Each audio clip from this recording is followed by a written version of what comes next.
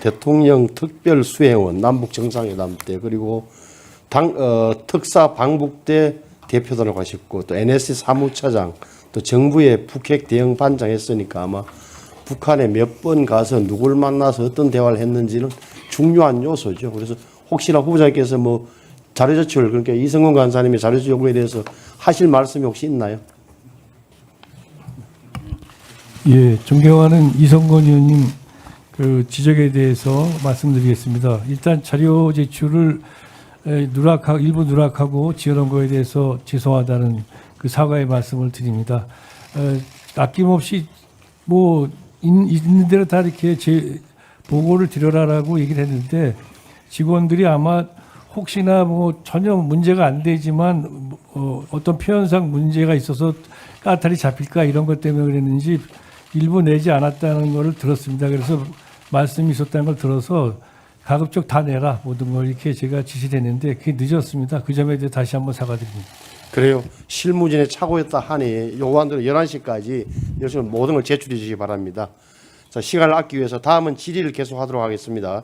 질의는 배부해드린 순서에 따라 실시하되 답변 시간을 포함해서 주질의는 7분, 보충 질의는 5분으로 하겠습니다. 그럼 먼저 우리 김병기 위원님, 우리 정보위원회 출신으로 여당 원내대표가 되신 것을 다시 한번 축하드리면서 질의해 주시기 바랍니다. 감사합니다.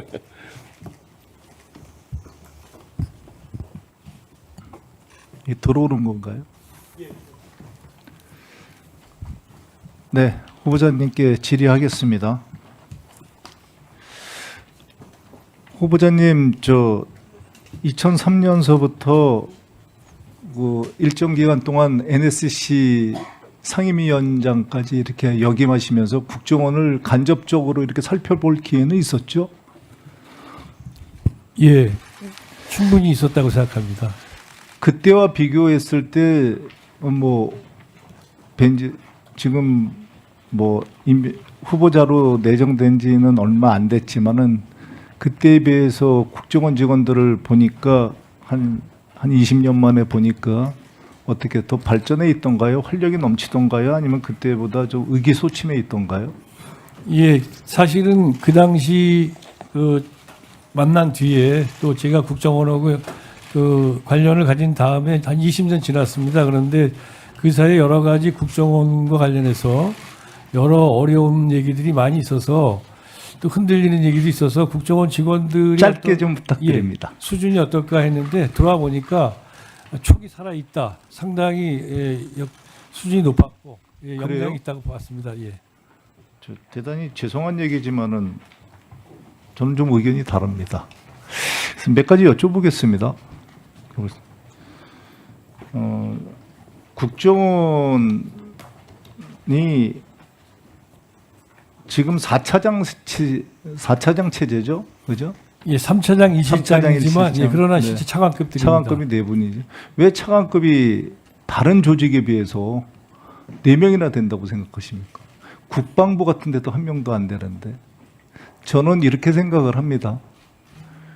그만큼 업무가 복잡다기하죠. 네. 그러니까 어떤 원장이 오더라도 그 업무를 다 정통할 수는 그건 불가능한 얘기입니다.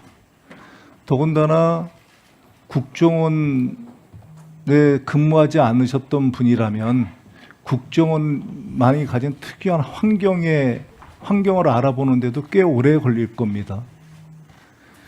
그래서 국정원의 업무 중에서 국정원 직원이 반드시 갖춰야 될 저는 그 업무 능력을 꼽으라고 한다면 굳이 저는 문제 해결 능력과 종합 판단 능력이라고 생각을 합니다. 이 능력을 기르는 데는 후보자께서도 잘 아시겠지만 15년에서 20년 정도를 기본적으로 투자해야 되는 것들입니다.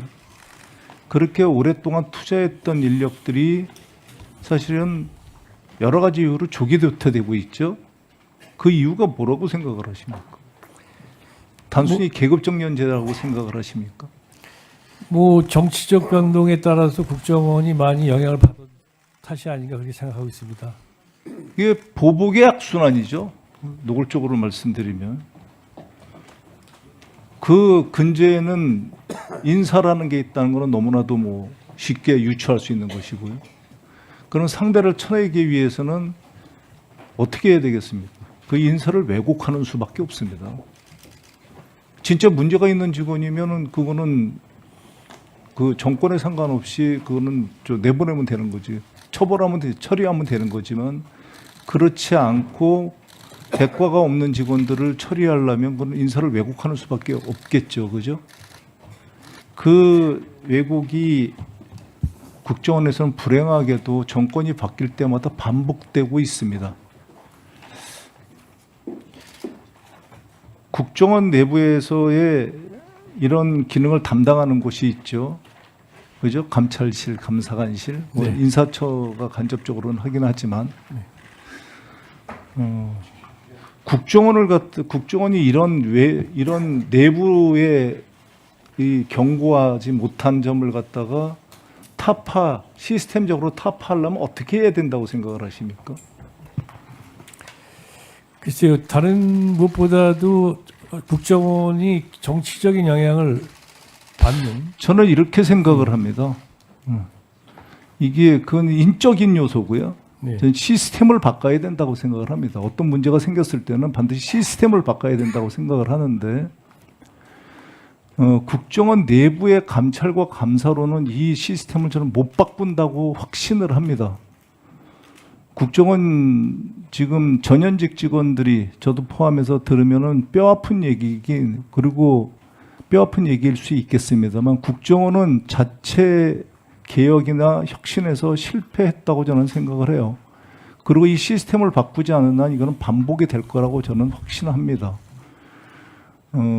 국정원이 변하고 국민의 정말 정보기관이 되겠다는 건 매번 반복되는 얘기입니다. 근데 그 얘기를 지금 30년째 하고 있는 거거든요. 그게 저는 외부의 감시의 취약이라고 생각을 해요. 그래서 세계의 정보기관은 그러면 특별하게 우리나라보다 사람들이 선하고 그래서 그런 게 없느냐? 그렇지 않습니다. 그러니까 외국은 이 외국 선진 정보기관은 이 점을 일찍이 간파하고 이미 1970년대부터 이런 기능을 갖다가 강화했죠.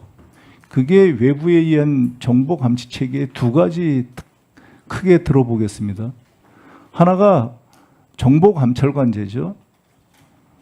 CIA 같은 데가 이제 특징적으로 하고 있는데 외부에 의한 감찰 감사를 하고 그 결과를 대통령과 국회 정보위원장과 그리고 국정원장한테만 우리나라로 보면 국정원장한테만 보고하는 시스템입니다.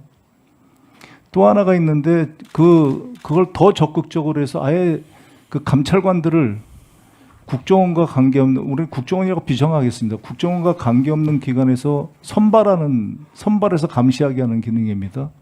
그 기능은 호주가 좀 대표적이겠죠. 또 하나는 백악관 그리고 우리로 얘기하면 대통령 비서실 직속으로 해서 정보 공동체를 형성해서 정보 공동체에 의한 그 행정부의 감사가 있겠습니다. 그리고 이제 대표적인 게 이제 정보위원회에 의한 감사겠죠. 이 기능이 원활하게 돌아가지 않으면 국정원은 앞으로도 지금의 이 문제가 반복될 거라고 생각을 합니다. 여기에 대해서 어떻게? 예, 존경하는 김병기 의원님 말씀하신 부분 매우 중요한 지적이라고 생각하시고요. 제가 국정원장이 취임한다면은 여러 가지 말씀하신 부분들을 갖다가 살펴보면서 저희 원 발전에 기여하도록 검토를 해보겠습니다. 1분. 예, 1분 더 주시고. 비공개에서는 좀 더 디테일하게 이 건에 대해서 물어보겠습니다. 그러니까 준비 좀 부탁드리고요. 예.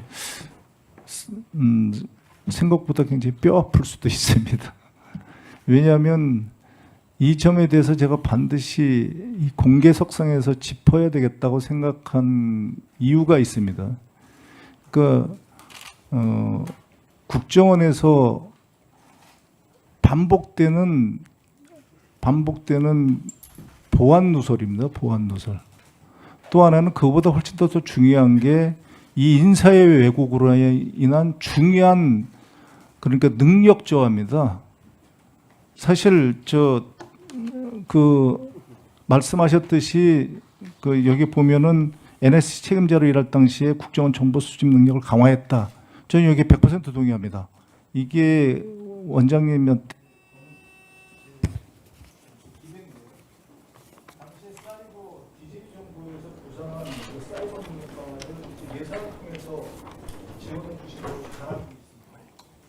그게 지금의 국정원은 그나마 사이버 능력은 세계에서 가장 유사한 정보기관이고 그래도 버티기 위한 단초였다고 생각을 하거든요. 그런 시스템 개혁을 통해서 사이버 능력을 강화했듯이 다른 분야도 그런 시스템 개혁을 통해 가지고 국정원의 업무 능력을 강화하기를 바라는 마음입니다. 오후에 그렇지. 네, 감사합니다.